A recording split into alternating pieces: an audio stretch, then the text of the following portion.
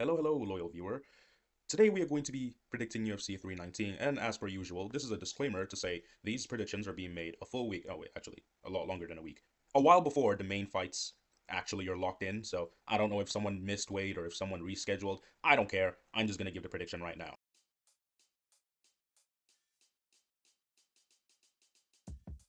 Opening up the card, we've got Edson Barbosa against Decraw Close. Damn, Edson Barbosa opening up a card. Is this short notice? Because it says he's fighting at 155.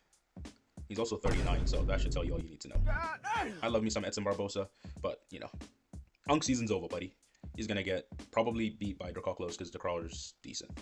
So I'm gonna take Drakkar by probably decision. Next we've got King Green against Diego Ferreira. I have no idea what to do with this matchup because both Unks. You know how I feel about Unks if you've watched any of my prediction videos. I'm sorry, Bobby. You're just too chitty these days. Like I don't like how you just touch Bobby Green and he just starts doing the chicken dance. You know what I'm saying? And Diego's got some heat on him, boy. He's got some heat. So a rare sighting here on the Van Her channel. I'm gonna take Diego on this one. I think he's gonna sleep Bobby. But yeah, hopefully he doesn't because I like Bobby. But yeah, let's go with that. Let's go for that. That was Yuri Prohaska for some of you more meme efficient. Moving on, we've got Gerald Mearshart against Mikhail Oleksiejczuk. I think he's gonna submit Mikhail. Like I don't know. Mikhail's just not that good. He's kind of a shitty fighter. Next, we've got Jessica Andrade against Lupita Godinez.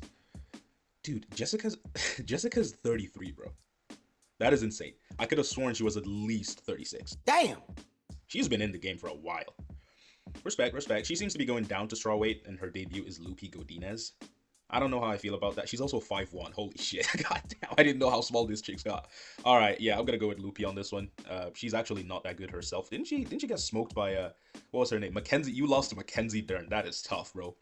That is tough. Ah, well, you win some, you lose some, I guess. Yeah, I'm going to go with Lupi on that one. Next, we've got Brian Battle against Nursultan Ruziboev. I can't believe I got that first try. I have been itching to jump off the Brian Battle hype train ever since he did the hugging thing with Randy Brown. Let's be fair, guys. He finished his last 3 opponents before that. It was Gabe Green and AJ Fletcher and Kevin Juice. It was also Angelosa who just got picked up. So it's not the best 3-fight win streak, but he finished him. And he missed weight against Randy Brown. God damn, Brian, you're not making it easy. Nursultan's pretty good. He did have that one loss to Buckley, but I mean, losing to Buckley is pretty much a badge of honor at welterweight. Yeah, I don't know who's gonna win this fight, but I'm gonna stick with Brian one last time. Hopefully he can just edge it out. If you gotta hug him, please, even if it's just for the sake of my prediction. But he does that hugging shit one more time and I'm done, bro. I have a very, very short fuse when it comes to that shit. I do not tolerate it. Unless I hate the person you're doing it to. But I actually like Randy Brown. He's pretty cool. Next, we've got Alexander Hernandez. Remember when he was a thing and then he got beat the fuck out of by a cowboy? Yeah, fun times. He's fighting the ultimate gooner himself, Chase Hooper, who I'm sure we all know and love as fellow goon. Well, no, not me. You guys probably. Yeah, Chase Hooper is just on his Unkslayer arc, huh? He just beat Jim Miller and Clay Guida back-to-back, and now he's fighting Alexander Hernandez. Taking that Ilya Topuria route to the belt, huh? It came out from my soul. He probably beats Ilya too. Also, can I just say, yeah, I hate Ilya, but that's my fault. Yeah, I don't think Chase Hooper beats him. My fault, guys. All right, so that was the headliner for the prelims. So look at our boy Chase. He's headlining prelims now. So that's pretty good. Opening up the main card, we've got Jeff Neal against Carlos Prates. Yeah, like I like Jeff. That's my boy, right? But his whole thing is he fights like anyone that is not top 10 material and loses. And wins, and then he fights anyone that is top 10 material and loses. Even though I do think he beat Gary, just because Gary didn't do shit. He just kind of jumped around and didn't really do much. He just kicked at range. His last win was also Rafael Dos Anjos, who was an injury. He's not that old. He's just 34. Yeah, but I'm gonna go with Prates on this one. And I genuinely, Jeff Neal's never. He's been TKO'd, right? I think that was really early on by Kevin fucking Holland, if you can believe it. Man, this was in 2017. He actually got TKO'd by Kevin Holland. But I don't see him getting TK. I don't see him getting KO'd, but I'm still going to pick Prates by KO. Next, we got Jerry Cannonier against Michael Venom Page. Every single fiber of my being wants Jerry Cannonier to starch Michael Venom Page. The problem with that is, as some of you astute observers might have noticed, he's 41. Damn! He's also 5'11", with a smaller reach. I don't know if you guys know this, but Michael Venom Page's whole thing is using reach. So when you don't have good reach, you're pretty much cooked. Now, the good thing is you're probably not going to get knocked out because, you're not a jobber at Bellator, who are pretty much the only ones that get knocked out by Michael Venom Page. He hasn't even come close to knocking anyone out in his 4 UFC fights so far. Not even close. So Yeah, I'm just gonna go with Michael Venom Page. He's gonna do the little dancey dance thing, jump around the cage, leg kick, maybe blitz with an elbow at some point. He's not knocking out Jared. I don't think so. So I'm gonna go with Michael Venom Page by excruciatingly boring decision for the second fight on the main card. You're paying $80 for that, guys. Congrats. Oh, I mean we are paying $80 for that. Yeah. Next we got Tim Elliott against Kaya Sakura.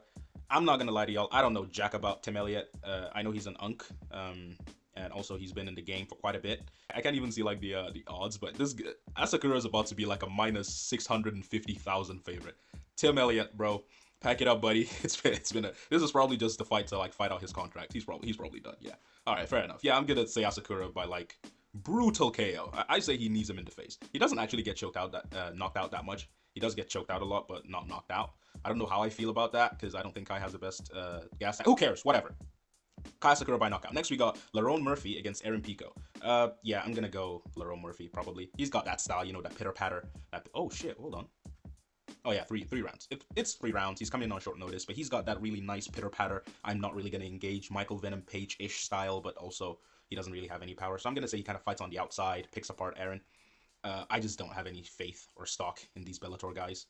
Yeah, and I also think he's a really good grappler. So, yeah, I don't think he takes him down.